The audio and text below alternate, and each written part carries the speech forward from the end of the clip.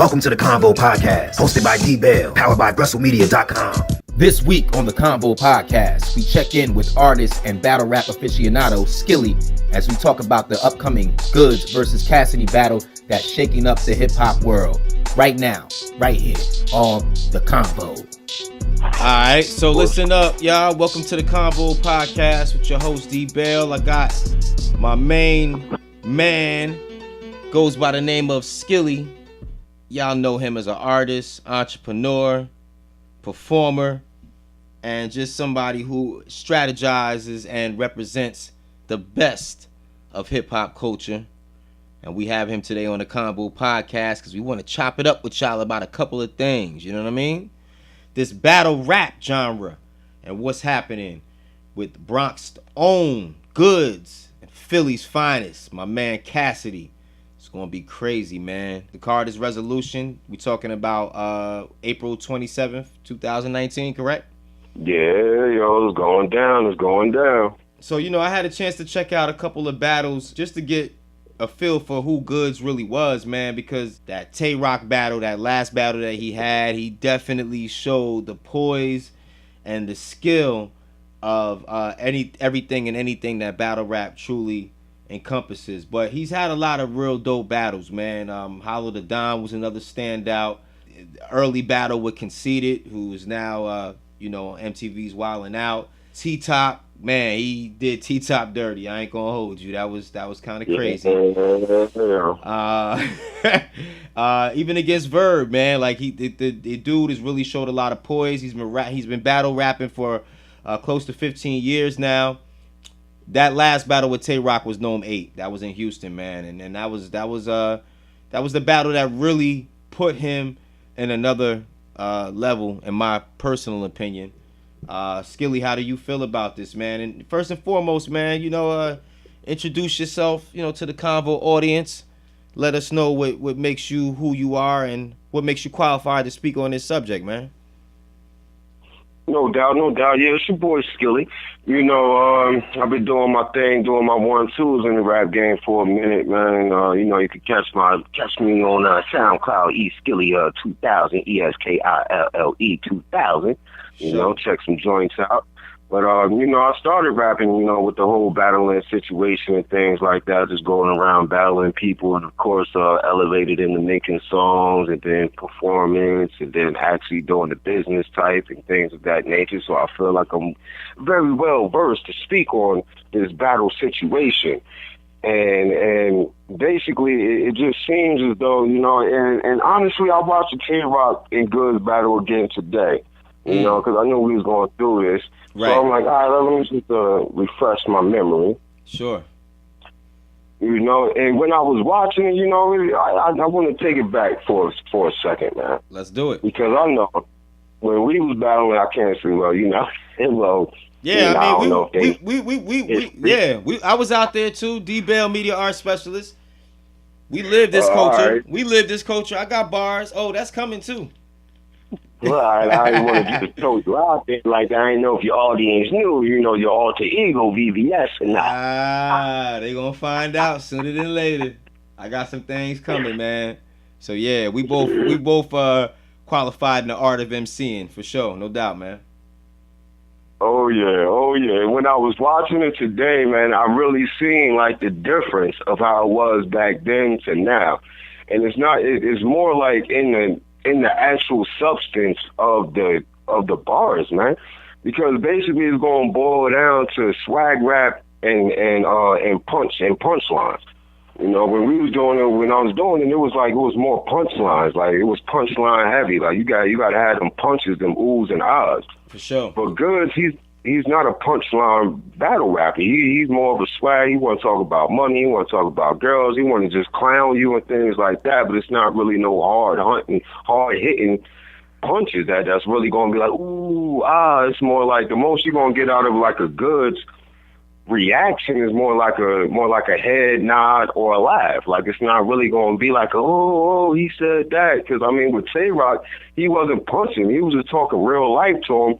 Yeah. But then when I was watching it, if you like you said, you're not really like too much on it, like lately. Yeah.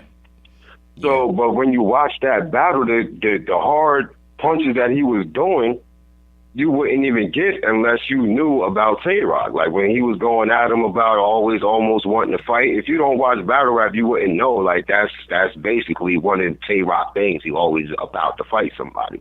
Gotcha. So it's kind of a hard thing with Goodz compared to a Cassidy. Now Cassidy, he always had punches. He always was that one. So it's basically that's what it's going to boil down to. Is it going to be real rap that you like, or is it going to be metaphors, similes, and punches, man? So that's what I was really thinking about today when I was watching it, man. So it's going to be kind of a tricky thing, man. It is, and I'm looking at a tweet from battle rapper Hitman Holla. He says, "My era don't respect no Cassidy in battle rap. What is dude's problems? LOL freestyles and ish, yeah, but smack, URL, RBE, King of the Dot, Bullpen, UW, Gorilla, like, don't flop? Hell nah." So, like, it even seems as if Cassidy, has an uphill battle even connecting with battle rap community, and that seems to be one of the issues.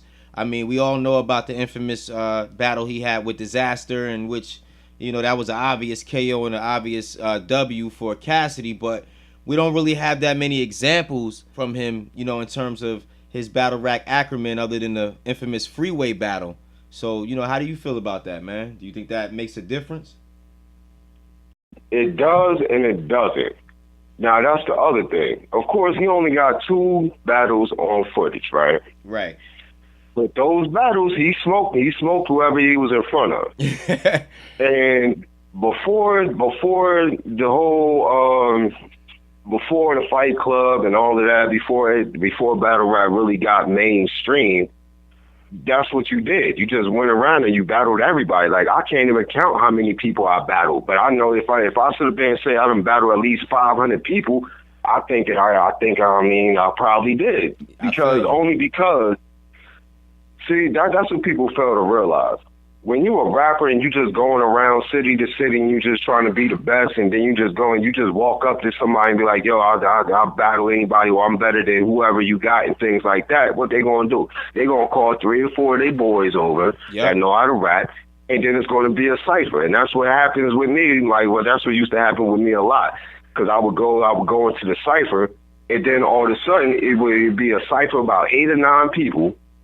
But then it'll either be a battle between me and one of the best persons in the cipher, or it turn into a show with me just rapping, and then everybody just standing there just listening like, oh, yeah, go ahead. And just like, it's either going to be a show or a battle. I got you. So for him to say that he had all these battles, these 5,001 battles and all of that, and he's 0, I mean, that's not an unlikely type of thing to establish over years and years and years, So I want people to realize that, like, that number is not that outlandish, like he couldn't battle 5,000 people. Now, the other thing is, we are in the internet world. So millions of people is seeing this. Right. So millions of people is hearing this person talk about they the best, they done beat everybody, they done did this, they done did that, they done did this, they done did that. Now, anybody that can say that they beat Cass would be one of the first people to be like, no, I beat him, and this is when it was, and this and this. Nobody has ever came out and said that they beat this man. Facts. Nobody. Facts. Everything anybody says, whether it's street dudes to industry dudes, is saying, yeah, he was smoking them. Yeah, he was smoking them. And that's what everybody's saying. Nobody has came out yet to say, no, I beat him. So, I mean, you got to give him his respect right there. If nobody can say that they beat him, then obviously he hasn't lost. I mean, that's just being real. And if somebody did beat him, then they need to come out and say it and get an example and show and prove with their witnesses and all that. They saying, oh, well, nobody was there.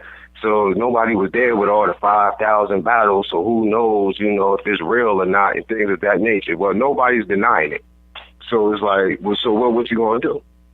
It's either true or false. He's saying it's true, nobody's saying it's false.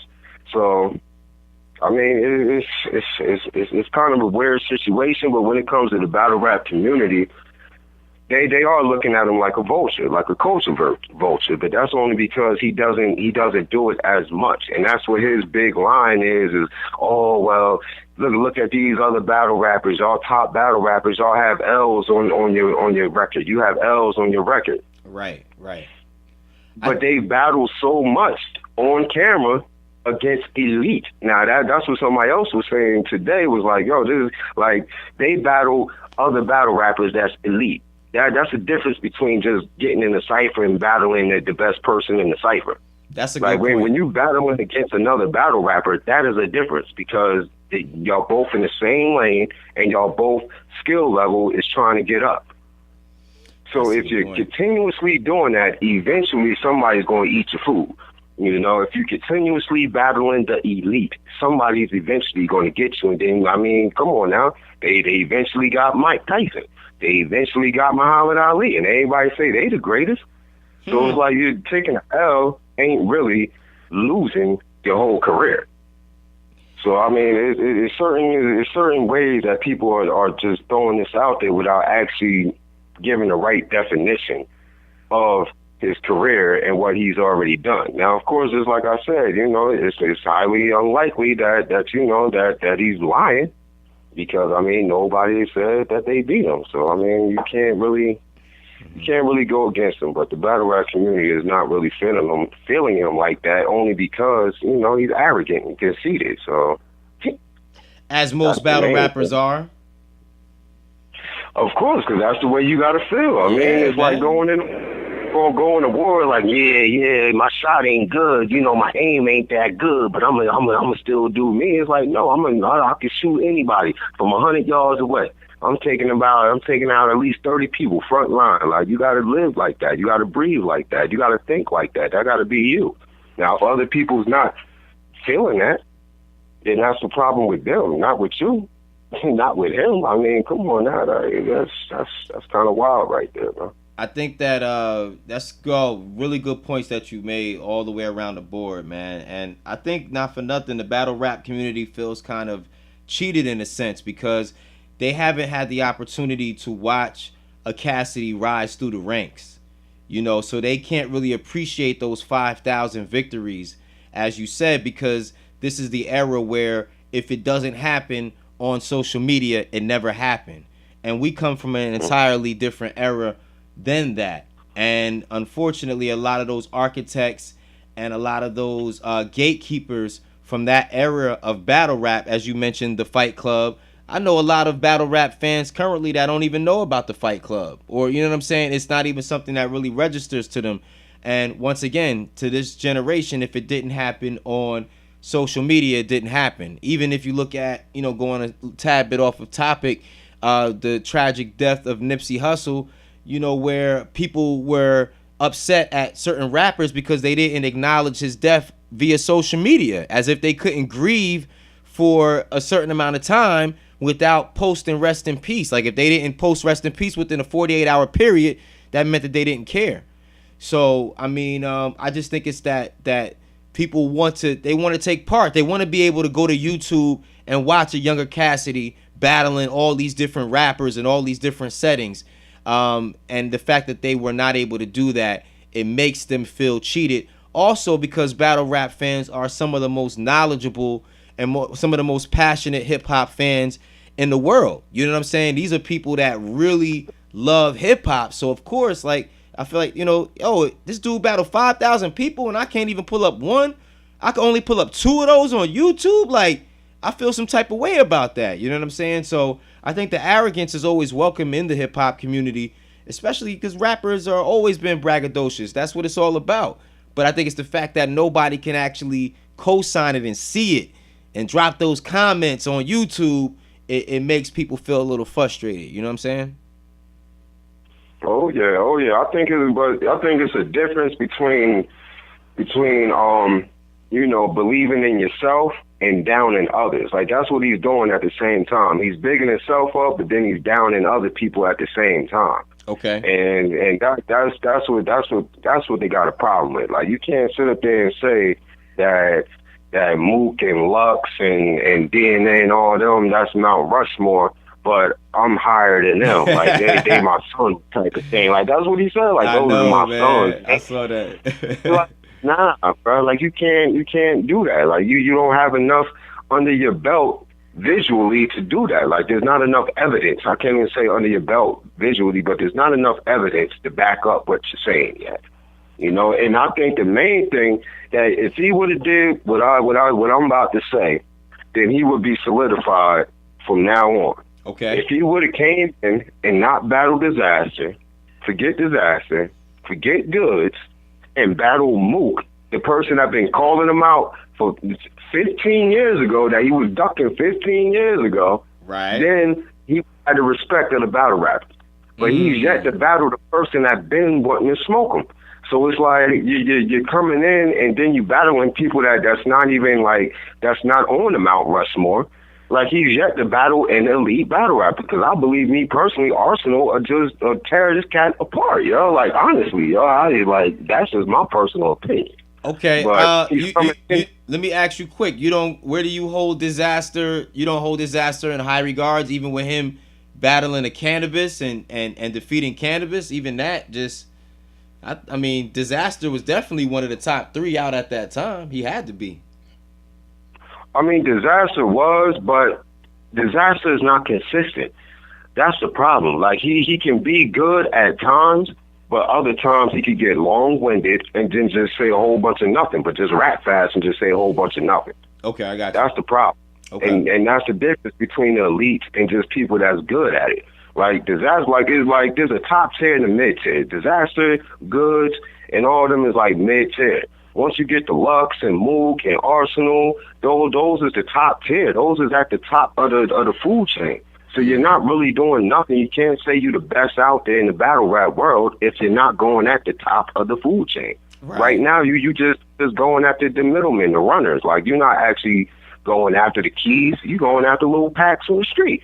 Like, come on, bro. You can't say that you running the street. You running the strip with packs because you rob a middlemen and little youngins for their packs. Like, nah, go up in the big house and actually rob the safe, yo. Like go ahead and go for the plug. Right? Go for the plug. Yeah, basically, yo. Basically, like he's shooting youngsters right now.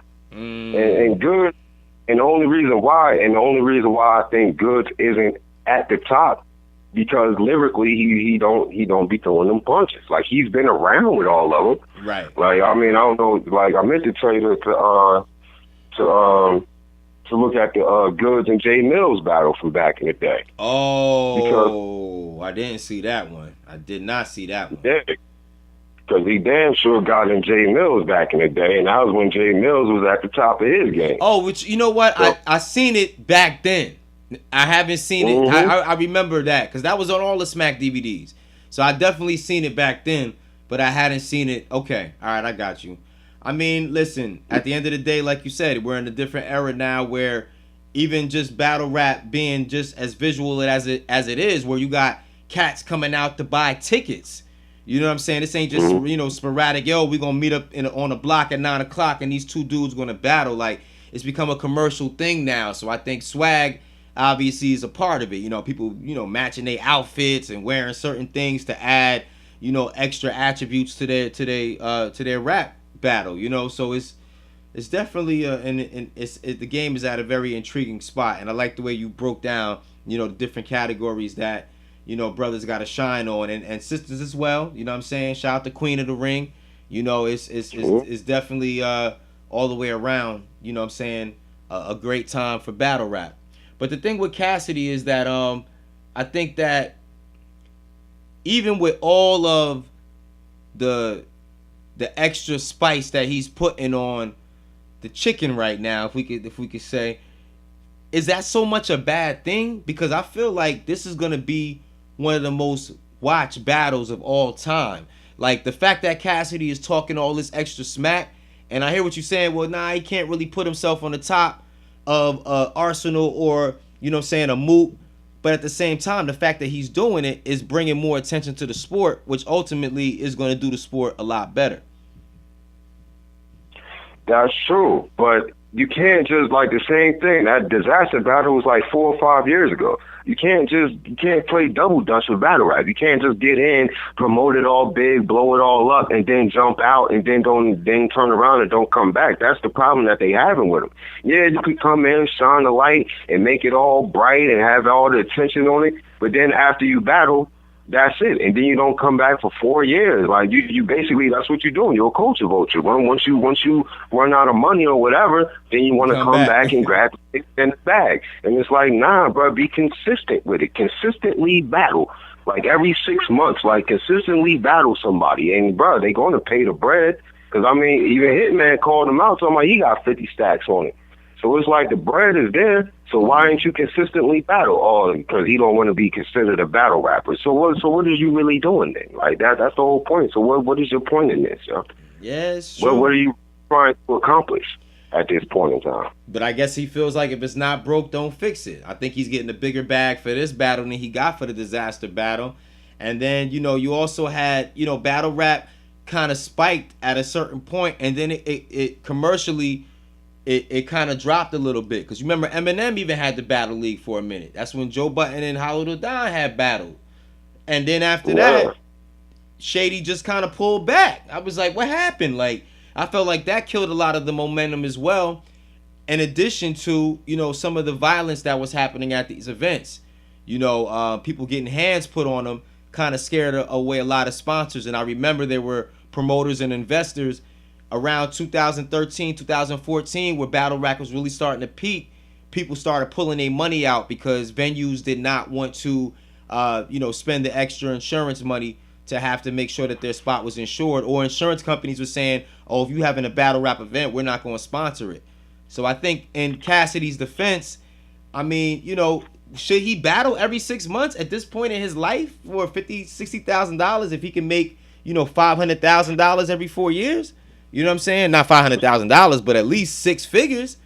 I mean, that to me, it also builds an anticipation up, because realistically, who is he helping, himself or battle rap?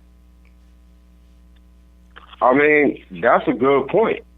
But if that's the case, then you can't come in talking about you the GOAT, you the God then. If you can't consistently defend your belt, you cannot be the champion.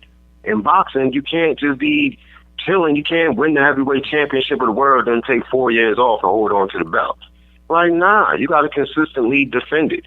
And Hitman was like, I got 50 on a bet just between him and him.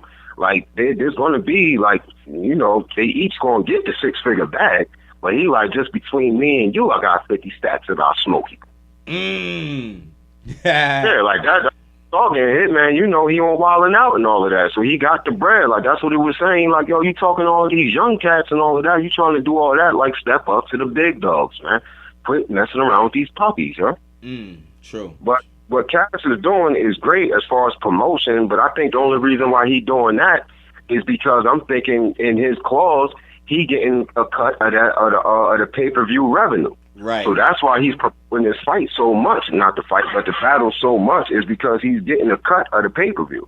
Gotcha. And most of the YouTube and all of that. And that's what these leagues are not breaking off from regular battle rappers. They won't give them a cut of the pay-per-view. They won't give them a cut of the YouTube views and things like that. They weren't even putting out their battles on time and all of that. Yeah. So it's like, so it's a reason why he's doing all this promotion and why he's going so hard, because the more harder he goes, the more people get the pay-per-view, the more money he makes. So if you notice, you hardly know who else is on the card. That's because true. Nobody else is promoting it. Like, even Goodz ain't really promoting it because he's probably not getting a cut of the overall revenue. They just getting a little check up front, and that's that. And that's not cool either. So, I mean, it's all around. But if he continued, he did, Mook is the one that actually, got the bread for battle rappers, because he was talking about he wasn't going to battle unless he had 40 stacks, and people just thought that was just, like, out of this world. Like, you're never going to get that, but I got you. He got it. And then, that's when they started actually breaking off the battle rappers. Like, they making millions off of pay-per-view. And then these battle rappers only getting like 10, 15 stacks. Yeah. I hear you. So, like I said, in Cassidy's defense, I mean, that ain't. I'll take a $15,000-$16,000 check every 6 months, but maybe to him, it might not be worth that. You know what I'm saying? Yeah. Oh no, he already said like he only battled for 250 or more. So. Right. So there's not too many battle rap companies that could pay $250,000 every 6 months. You know what I'm saying? I mean, no, it's only one or two that can actually do it, but they have to. But you got to figure, Smack, he throws at least 6 to 7 events a year. Right. RBE, they throw at least 6 to 7 events a year. Right. So I mean, he could get on at least 2-3 cards, not just one card every 4 years. But then again, the less he battled, the more anticipation, the more, the That's more. What I'm saying. That's what so I'm saying. I can see both sides of it, but by him doing that, by building up the anticipation and all that, he's only looking out for himself. Right. Like that's the point. Definitely. Are you doing it for yourself or are you doing it for the culture? Because if you're doing it for the culture, then you'll sacrifice for the culture. But if you're doing it for yourself, then you're just gonna do whatever you need to do to make your bag high. Exactly. And being that we live in a capitalist society, he has every legal right to do so. But does it hurt the culture at the end of the day? I mean, does it make him the anti-hero? That's cool, because then there's always somebody else that can build up, come up, and give him that one L on camera that we feel like, he's going to deserve to take if he's using the culture and being a vulture, as you say. So, how do we envision this happening, man? Cassidy saying 3-0 off top. I don't think that's going to happen. Goodz is a formidable opponent. He's no pushover. And lyrically, he can do it calm. He can turn up and get aggressive. I like the diversity and his energy. He's played cats out with literal 2 bars. You know what I'm saying? And then he's able to get a little bit more complex with it. As you mentioned, he's not so much of a punchline rapper, but he did have a couple of punches. That wasn't his main thing, but I feel like he'll mix it up a little bit. But how do you envision this battle going down?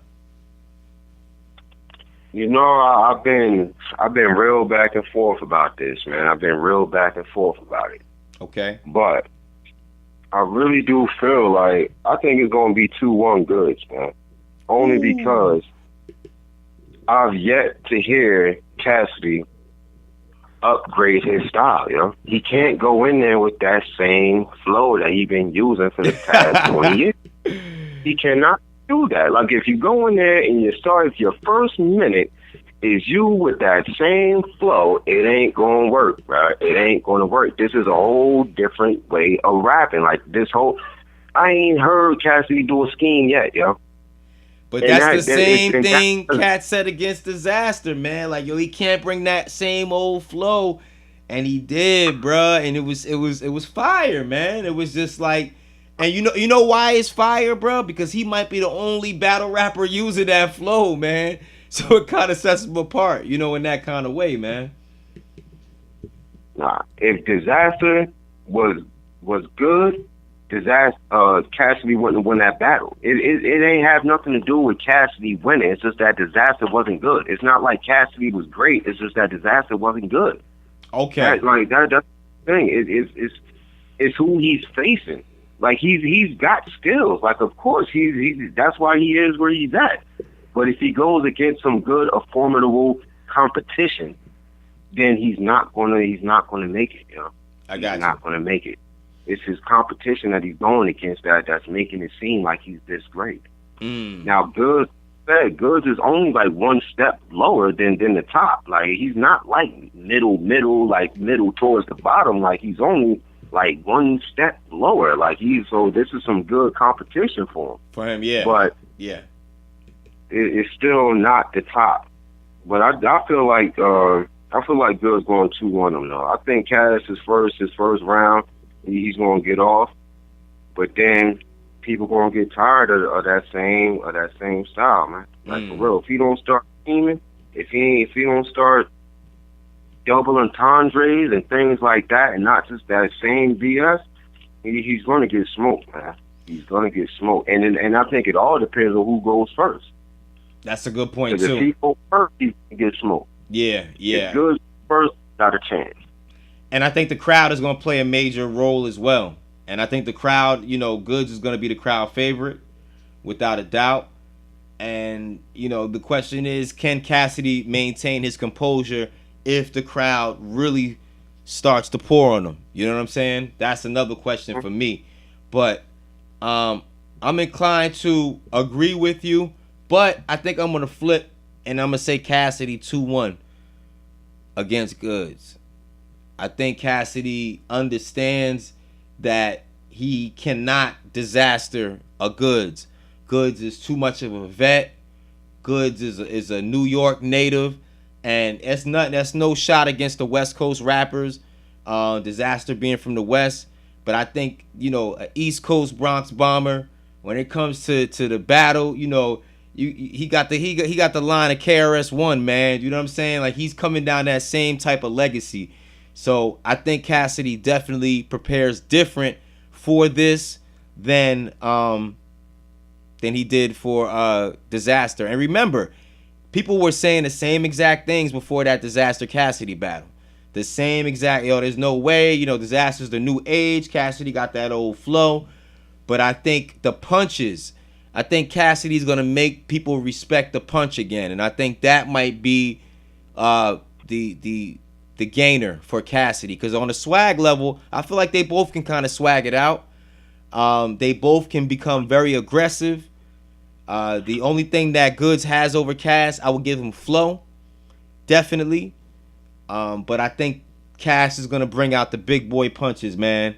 And he's going to make people respect those punches. So, be very interesting, man. I mean, I'm really looking forward to it. And I think at the very least, this is definitely going to be a good exposure for battle rap culture and continue it going down a progressive line and move forward to make it, financially beneficial, not just for the leagues, but for the artists, so that artists can really make a living off battle rapping, because it's kind of tough when you battle rapping and you working a full-time job. I know a lot of battle rappers have day jobs, and that's no knock against them, because we doing this podcasting thing, and you're an artist, and we got a lot of different things going on the entrepreneurship side, but we both work a day job, and I'm sure most of our listeners work day jobs. There's no shame in that. But at the same time, I feel like the culture would be, benefiting us a bit more if not just the battle rappers, but even people behind the scenes have more time to focus on putting these events together, making sure that they're finding locations that, will give them the security and the insurance that they need and really make this a viable thing. So I'm looking forward to it, man. Any last words you want to state on this? Because we're going to have to do a follow-up once the battle's over, bro. We're going to have to come back to the table and chop it up with the listeners again, man. Oh, yeah. I just want to bring up one other point that people was making. All right. Now, when Cassidy battled Disaster, that first night, they was on the stage. Oh, yeah, you're right, because it was two battles, technically. Yeah, and he got booed. Good point. So it's like, so that's what people are saying, like, okay, he's good, then they had to go, in the garage where it's face to face and things like that. But when you're on that main and you're on that stage, it's different. And it's different between on the stage rapping a song that everybody know and up there and actually rapping something that people don't know. You guys, like, now you got to be so animated, and you got to be so visual with your rhymes and with your hands and all of that. Like, does he have the stage presence to control that stage like that? Like that's what people is up in airs about, because I mean, he really didn't have it in that first battle with Disaster. Huh? Okay. If things would have went through that same night with Disaster, he would have lost. Yeah, he would have lost. Disaster was more amped. Disaster was more focused. And he was more ready. And then Cassidy is probably long-winded. Like, you can't get long. Like, if he just do 3 to 5 minutes, he's good. But he's going to want to go up there and do 10, 15 minutes, and people is not going to want to listen to that same flow for 10 to 15 minutes each round. That's 45 minutes of that. Nobody's going to want to listen to that, yeah? I hear what you're saying. I don't necessarily agree. And I hate doing, like, hypotheticals. I don't even want to say if he would have lost, fact of the matter, he didn't lose, bruh. He didn't take no L's, man. So no matter what happened on that stage, that wasn't the end of it. He won the official battle, so we got to give that to him. Now, I will say this. I remember, and this is a fact, and it might not be on Google. But early in Cassidy's career, he dealt with a lot of hatred. You know what I'm saying? Going state to state. I remember there was an incident where somebody threw a bottle on stage and smacked Cassidy upside the head. And homeboy kept performing. I remember that. And they asked him, they said, yo, most artists wouldn't have, you know, and he said, yo, he kept his composure. And to his credit, in the interview that I heard, I think it was with 3 Letter Man, he said, listen, I've been performing for a very, very long time. He got more stage presence, in my opinion, or just more stage time than Goodz, just being on stage. Also this, Cassidy, even though he has a lot of pop records or records that people will consider to be crossover records, he came up in one of the most elite camps of hardcore rappers, which is the Rough Riders. You know what I'm saying? He was around the Locks, he was around X, you know, he was around true thoroughbred spitters. So I think he will revert back to that. I don't feel like he's one of those dudes that is going to be easily intimidated off the stage, because he's been doing it for a long time. And I'm sure there's a lot of places Cassidy has went where he's been booed. You know what I mean? Just because, you know, Cash just they didn't like him. You know, they didn't like his personality, or they just was hating or whatever. You know, so I don't know if that's going to be as much as a factor as people think that it is. I mean, and to a certain respect, I think URL is going to have a grip on the crowd control. You know, it's a difference between, yo, somebody saying a whack bar and getting booed, and then somebody just spitting and the crowd just is hating, or the crowd is overwhelmingly Goodz peoples and they just trying to drown Cassidy out. I hope that doesn't happen. I hope that the crowd lets an actual battle go down, and the crowd doesn't try to, you know, to perfect any trickery in the mix of that, man. But I mean, that was a good point. You know what I'm saying? I don't know, man. Cassidy might get a little flustered on stage, but I don't see it, bro. He's a professional, man. He's been doing it for a long time, bro. So I feel like he's prepared for all of that, and I think he knows he's going into a hostile situation. I think, you know, the difference between now and then, it's like you can get immediate response. He can read through those comments on his Instagram and hear people saying, man, you washed up, you trash, you talking crazy. I think all of that is like a fuel. You know, go on to YouTube comments during the URL face-off and see people saying, yo, Cassidy must be smoking crack, he sound crazy. I think that's all amping him up and just adding to it, man. So I think he'll be a lot more prepared. I don't think he looked at Disaster as a threat. I don't think, even though people were gassing Disaster up, bruh, I don't think Cassidy really looked at him like he was anything he had to worry about. And he even said that after the battle, like, yo, you know what I'm saying? This dude was light work. I think he has a lot more respect for Goodz, and therefore it should make it a lot more of an entertaining battle, man. But, yo, man, it remains to be seen, but I'm juiced up, bro. Let's make it happen, man. Oh yeah. I'm thinking, you know, I'm just glad that it's on neutral ground. It ain't in Philly and it ain't in New York. It's in Atlanta. Good so, point. You know, it should be a true crowd. Good point. You know, hopefully the crowd will, you know, respect both of them and at least let the battle go down.